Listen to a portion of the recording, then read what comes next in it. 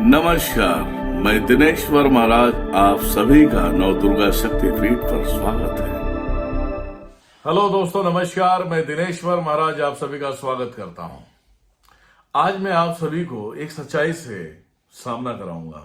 सामना just like की बातों से या मेरे बोलने से, बोलने के तरीके से मैं आप सभी को सामना कराऊंगा। उसे आपको समझना है। लोग कहते हैं कि हम 10 साल 15 साल से बीमार हैं, डॉक्टर के पास जाते हैं, सारी बॉडी हमने चेकअप करा लिया, पर कोई रोग नहीं निकलता, तो बीमार हम क्यों पड़े हैं? है ना? ये पॉइंट नोट करना आप, है ना? बहुत सारे लोग हैं कहते हैं मुझे कुछ हुआ ही नहीं है, बस गर्दन ऐठा जाता है। पर गर्दन में ना एक्सरे में, ना एमआरआई में, ना तो किसी बॉडी चेकअप में कुछ निकलता ही नहीं है। फिर ऐसा क्यों? है ना? ऐसे बहुत सारे लोग सवाल करते हैं कि मेरे घुटनों में दर्द है, शायद कमजोरी आ गया है। तो बुढ़ा थोड़ी हो गया कि कमजोरी आ गया तुमको। हाँ, तो आज मैं आप सभी को एक बात बताना चाहूंगा। जब हॉस्पिटलों में, दवाखानों में, किसी भी जांच में कोई रिपोर्ट नहीं आता कि आपके शरीर में कोई भी प्रॉब्लम नहीं है, ना किडनी खराब है, ना अतड़ी खराब है, ना पथरी खराब है, ना तो शरीर का गुर्दा खराब है, ना तो अंग खराब है, ना तो तुम्हारा सर खराब है, ना तो दिमाग खराब है, ना तो तुम्हारी पूरी बॉडी खराब है। अगर ऐसा कुछ होता तो रिपोर्ट आ जाता। हॉस्पिटल डॉक्टरों को दिखाने के बाद क्या होता है? रिपोर्ट में क्या आता है? नॉर्मल आता है। तो नॉर्मल आता है तो भी तुम्हारे पास दिमाग नहीं होता है, और नॉर्मल आता है उसी सोच में डूबते हो, डिप्रेशन में चले जाते हो कि मेरे बच्चे कैसे रहेंगे, फैमिली कैसे रहेंगे। अरे बेटा, वो जो चीज लगी है ना तुम्हारे अंदर, उसे निकलवाओ। वो 7 पीढ़ियों में तांडव करने वाले हैं वो। ठीक है? अब ये हो गया साइंस और विज्ञान, ये डॉक्टर, इनकी बातें रही। अब ये साइड में करते, अब आते हैं अपने बातों पे। आपको वही होता है ना, सर में चुभना, सुई जैसा चुभना, सरदर्द देना, ये पूरा शरीर पकड़ के रखना, सर को पकड़ के रखना, गर्दन को ऐसा लगता कोई दबा रहा है ना? रीढ़ पे कोई चलने की आवाज होती है, चलने की आवाज होती है रीढ़ पे, सुई जैसा चुभता है, वहां पे भी चुभता है। उसके बाद नाभि के अंदर गैस होता है, गैस से उठता है, ऐसा लगता है कि गैस ऊपर चढ़ रहा है, सीने की तरफ चढ़ रहा है, और सीना तुम्हारा दर्द देने लगता है, और सीने में भी दबाव आता है ना? फिर वहां से गैस के माध्यम से आपको ऐसा लगता है घुटने में है, घुटने में दर्द चालू हो गया है, और मतलब तुम्हारे पंजे, शरीर की किसी भी पोजीशन में आराम नहीं है, और फिर भी आप दवा करा रहे हो। तो कितने बड़े मूर्ख हो, जरा आप अपने अंदर भी सोच लेना। ठीक है? इसे मूर्ख बोलते हैं, क्योंकि आज की तारीख में विज्ञान और साइंस में जा रहे हो, अच्छी बात है, जाओ ना। विज्ञान साइंस सभी को चाहिए, एजुकेशन तो सबके लिए है, लेकिन ये पुराने एजुकेशन का क्या करोगे? एक तरफ तुम्हें रिपोर्ट नहीं आ रहा है, एक तरफ तुम्हारे शरीर में इतने सारे प्रॉब्लम है, तो उस प्रॉब्लम को कैसे सॉल्व करोगे? आपको पता है, ये वीडियो मैं बनाने वाला नहीं था, लेकिन आज आप सभी के लिए मैं एक मोटिवेशन वीडियो दे रहा हूं, ताकि इसे समझ सके आप समझेंगे तो समझ पाएंगे, अन्यथा नहीं समझ पाएंगे। अब एक तरफ रिपोर्ट नहीं आ रहा है, एक तरफ तुम्हारे शरीर में इतने सारे प्रॉब्लम है।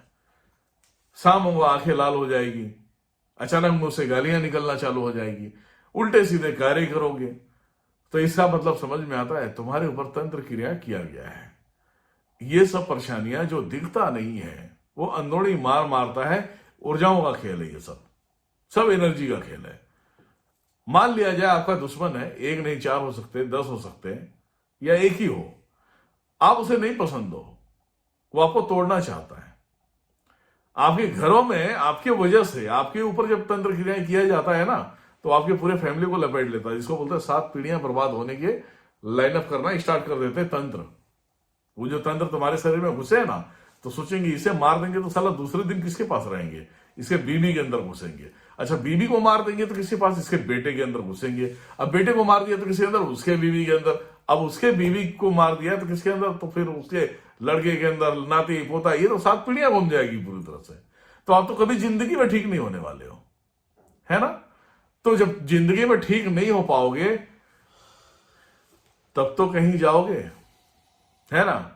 और आजकल तो बहुत सारे लोग महाराज बाबा सबको बदनाम करके रख दिए, फिर जाके उधर जी हजूरी करते हो, महाराज जी मैं इतने सालों से परेशान हूं, मैं बहुत डॉक्टरी गया किया, दवा लिया, डॉक्टर के पास गया, हॉस्पिटल गया, पूरा बॉडी चेकअप करा लिया, फिर कोई काम में नहीं आता। मैं क्या करूं? क्या करूं? नहीं। जहां भगवान है वहां भूत है, जहां भूत है वहां भगवान है। आपको शायद ये पता नहीं होगा, जितनी आबादी हमारे पूरे वर्ल्ड की नहीं होगी, उससे कई लाख गुना ज्यादा तो यहां शैतानों का वास है। लाख गुना ज्यादा शैतानों का वास है। ये आपके इस दृष्टि से नहीं दिखेगी, जो खुले आंखों से देख रहे हो उससे नहीं दिखेगी। जब अंदर घुसेगा ढंग से तब पता चलेगा। आप लोग हमेशा सर दर्द से परेशान रहते हो, पैर के दर्द से परेशान रहते हो, रीढ़ की हड्डी से परेशान रहते हो, गर्दन से परेशान रहते हो, नींद नहीं आती आपको, जब तंत्र लगते हैं तो रात रात भर सो नहीं पाते हो। सबसे बड़ी विडंबना की बात है, रात भर सो नहीं पाते हो। सुबह अगर नींद भी आती है तो 4 बजे के क्रॉस होगा, 4:10, 4:30 या 4:45 तब जाके तुम्हें नींद आएगी। तो तुम कौन सी दुनिया में हो? साइंस की दुनिया में जी रहे हो। साइंस वही प्रमाण दे रहा है जो हमारे शास्त्रों ने पहले से दे दिया है। अब ये ढूंढेंगे, ये बोलेंगे है तो है, तुम्हारे लिए है, ये बोलेंगे नहीं है तो नहीं है। हद हो गई। इसीलिए कहा जाता है कि जब तुम्हें डॉक्टर काम ना आए, हॉस्पिटल काम में ना आए, तुम्हारी रिपोर्ट में कुछ भी ना आए, तो उसी समय उसी क्षण तुम्हें किसी ऐसे व्यक्ति को ढूंढना है जिससे तुम एक बार इलाज कराओ। चलो ठीक है, तुम पाखंड नहीं मानते हो, नहीं मानते हो, कोई टेंशन नहीं। एक कोई भी बाबा हो, कोई भी बंदा हो जिससे बात हो सकता है, उससे एक बार आप मिलो। उससे मिलने के बाद एक बार काम करके देखो, कुछ तो करेगा साला। कुछ उसके पास शक्तियां नहीं होगी, छोटा मोटा होगा, कुछ तो करेगा, कुछ तो फर्क पड़ेगा तुम्हें, है ना। तो इस वहम में ना रहे कि आपके रिपोर्ट में कोई रिपोर्ट नहीं आ रही, पेपर वर्क में कोई रिपोर्ट नहीं आ रही है, और आप भगवानों को नहीं मानते हो, तो मतलब भूतों को नहीं मानोगे, तो बेटा मरना पक्का है। 200% तुम्हें मरना पड़ेगा, और कोई बचा नहीं सकता। कोई भी इस देश का बहुत बड़ा प्रधानमंत्री हो या बहुत बड़ा राष्ट्रपति हो, चाहे सीएम हो, चाहे बहुत बड़ा पॉलिटिशियन क्यों ना हो, इनके वश में भी नहीं है कि ये तुम्हें बचा सके। क्योंकि बुरी आत्माओं की जो प्रेशर होती है ना, वो बहुत डेंजर होती है। जिसके साथ में सब सारे खेल हुए हैं ना, उसको पता होगा कि वो बंदा जिंदा कैसे है ना। जिंदा रहना है तो सभी पंथों से, सभी धर्मों से एकता बनाना है। किसी की तौहीन नहीं करना है, किसी को गाली नहीं देनी है, गाली गलौज नहीं देना है, तब जाके कोई ना कोई प्राणी तुम्हारी जान बचा सकता है। ठीक है, वीडियो पसंद आया हो तो लाइक करें, सब्सक्राइब करें। Thank you so much. जय माता दी, जय भैरव, जय महाकाल, जय मां काली, जय गुरुदेव, हर हर महादेव।